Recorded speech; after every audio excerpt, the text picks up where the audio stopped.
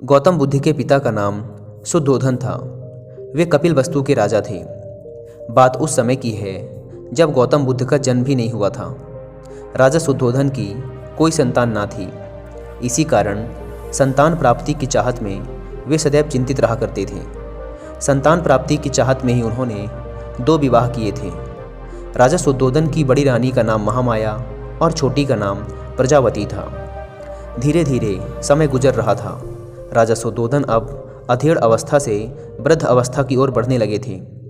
देवी देवताओं की पूजा अर्चना और दान पुण्य भी करने के बाद भी उन्हें संतान का सुख ना मिल सका। समय बीतने के साथ साथ राजा की उम्मीद भी खत्म होने लगी थी। ऐसा लग रहा था जैसे भाग्य के देवता राजा शुद्धोधन से क्रोधित होकर बैठे हैं। तभी तो उनकी श्रद्धा और निष्ठा भी कोई रंग ना ला सकी थी। अब राजा की चिंता और गहरी चिंता में बदलने लगी थी। राज्य में चारों ओर सुख शांति और समृद्धि थी, किंतु अपना उत्तराधिकारी न होने के कारण यह सब कुछ राजा को निरर्थक ही प्रतीत होता था। निसंतान होने का दुख राजा शुद्धोधन को ही नहीं, रानी महामाया और रानी प्रजावती को भी था। इस चिंता को दूर करने का उपाय किसी के हाथ में ना था, अतः वे सभी मौन थे।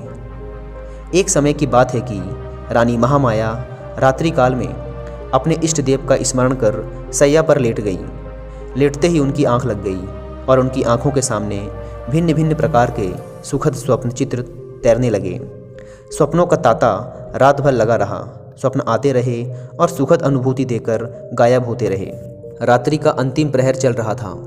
रानी महामाया ने स्वप्न में देखा कि 4 यक्ष, जिनके मुखमंडल तेज से चमक रहे थे, उनके निकट आए।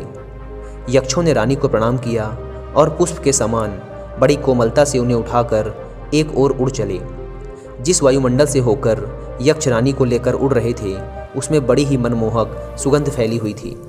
इस भीनी भीनी सुगंध ने रानी के मन को प्रफुल्लित कर दिया। यक्षों ने रानी महामाया को ले जाकर एक सर्वोन्नत पर्वत के शिखर पर बैठा दिया। वहाँ एक बहुत ही सुंदर आसन बना हुआ था। इस आसन पर विराजमान होकर रानी को बड़ा ही आत्मिक सुख मिला। रानी महामाया का तन मन प्रसन्नता से झूम रहा था। इसी बीच स्वर्गलोक में निवास करने वाली सुंदरता की प्रतिमूर्ति अप्सराएं वहाँ एक एक कर प्रकट हुईं। अप्सराओं ने शीश झुकाकर रानी को प्रणाम किया। देवी, एक अप्सरा रानी से बोली, आपके स्नान का समय हो चुका है, कृपया स्नान के लिए प्रस्थान कीजिए। रानी कुछ ना बोली, उठकर उनके साथ चल दी। अप्सराएं रानी को ले मंगल गीत गाती हुई एक सरोवर के पास पहुंची। सरोवर अत्यंत सुंदर था और उसमें श्वेत कमल पुष्प शोभामान थे। अप्सराओं ने रानी को ले जाकर सरोवर के मध्य खड़ा कर दिया और मलमल कर स्नान कराने लगी। सरोवर का जल रानी के शरीर पर पड़ते ही उनकी काया कंचन जैसी हो गई। इस दिव्य जल के स्नान से रानी का शरीर भी अप्सराओं के समान ही सुंदर हो गया। रानी महामाया आश्चर्यचकित होकर अपने रूप सौंदर्य को निहार रही थी। दिव्य जल से स्नान करने के बाद उनकी काया अत्यंत कामनीय और सुंदर हो गई थी। शरीर पर पड़ी झुर्रियाँ भी पूरी तरह से मिट चुकी थी।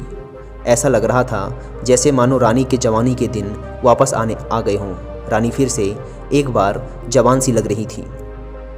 उनका मन एकदम मुदित और शांत था। स्नान के बाद अप्सराओं ने रानी को अत्यंत सुंदर और बहुमूल्य वस्त्र पहनाए। भिन्न भिन्न प्रकार के आभूषणों से उनका श्रृंगार किया। इसके बाद अप्सराएं रानी को एक श्वेत मरमर महल में ले गई। विभिन्न प्रकार से उनका स्वागत सत्कार किया गया। एक अप्सरा अपने हाथों में दिव्य सामग्री से भरे भोजन की थाल लेकर प्रकट हुई। उस भोजन से स्वादिष्ट सुगंध उठ रही थी। उसने उस भोजन को रानी के समक्ष प्रस्तुत किया। जब रानी ने उसका स्वाद चखा तो उसका तनमन आनंदित हो उठा। दिव्य भोजन खिलाने के बाद अप्सराएं रानी को महल के दूसरे कक्ष में ले गई। उस कक्ष में एक पुष्प सेज सजी हुई थी।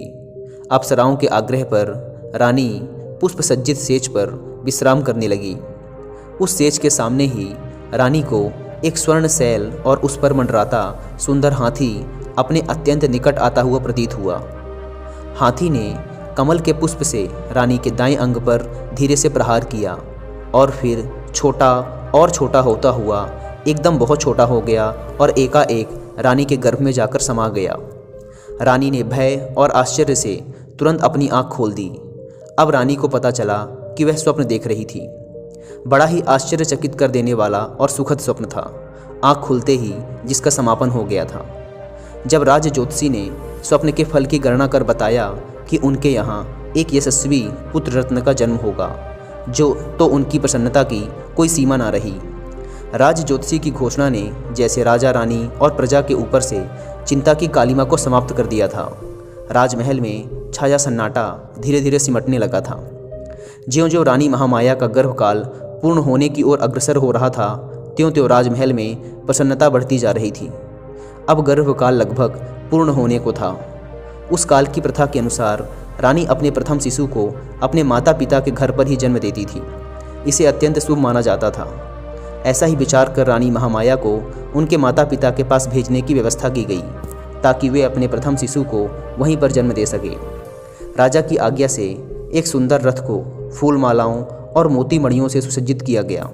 उस रथ में रानी के साथ उनकी प्रिय दासियाँ और परिचारिकाएं भी बैठी थी। रथ के आगे आगे 6 घोड़ों पर सवार योद्धा सैनिक चले और इसी प्रकार पीछे भी घुड़सवार सैनिक चले।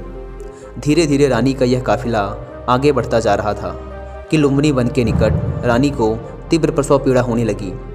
परिचारिकाओं के कहने पर रथ को लुम्बिनी वन में ही एक उचित स्थान देखकर रोक दिया गया। बैसाख मास की पूर्णिमा थी। आसमान पर पूर्ण चांद चमक रहा था। लुम्बिनी वन का कोना कोना जैसे पूर्णिमा की शीतल चांदनी में अपनी मधुरिमा के साथ शोभायमान हो रहा था।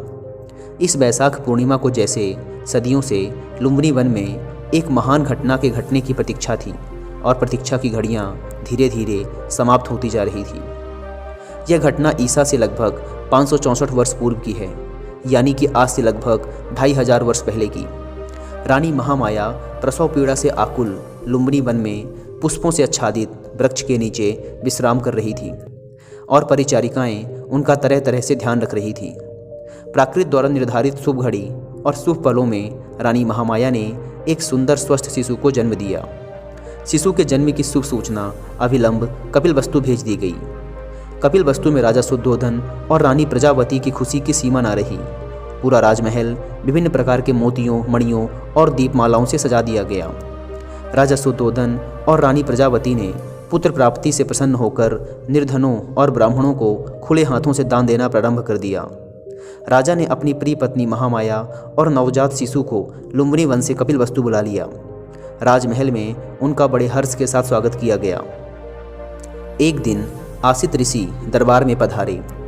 राजा शुद्धोधन ने ऋषि का यथा योग्य स्वागत सत्कार किया और नवजात शिशु को आशीर्वाद देने का आग्रह किया। राजन, आसित ऋषि बोले, आपके पुत्र का भविष्य बड़ा उज्जवल प्रतीत होता है। आपकी कृपा का फल है।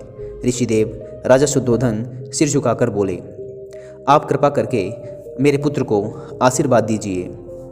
राजन, यह शिशु आगे चलकर आपके शाक्य वंश का नाम विश्व भर में फैला देगा, और किसी के आशीर्वाद की नहीं बल्कि संसार को इसके आशीर्वाद की आवश्यकता पड़ेगी। इतना कहकर आसित ऋषि ने बालक के सर पे हाथ रख दिया।